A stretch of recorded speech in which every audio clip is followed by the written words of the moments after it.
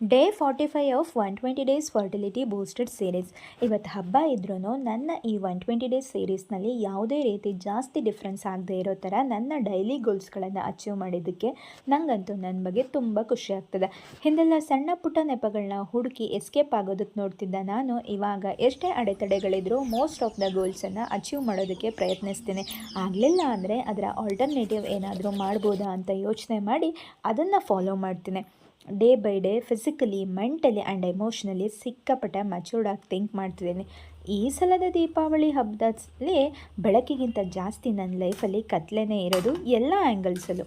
ಬೇಜಾರಿಲ್ಲ, ಮುಂದಿನ ವರ್ಷದ ದೀಪಾವಳಿ ಹಬ್ಬದಷ್ಟರಲ್ಲಿ ನನ್ನ ಇಡೀ ಬದುಕು ಬೆಳಕಾಗಿರುತ್ತೆ ಅನ್ನೋ ಭರವಸೆಯಲ್ಲೇ ಕತ್ತಲನ್ನು ಹೋಗಲಾಡಿಸೋ ಮೊದಲನೇ ಹೆಜ್ಜೆಯಾಗಿ ದೀಪ ಹಚ್ಚಿ ಬಾಳಿಗೆ ಬೆಳಕನ್ನು ಸ್ವಾಗತಿಸ್ತಿದ್ದೀನಿ.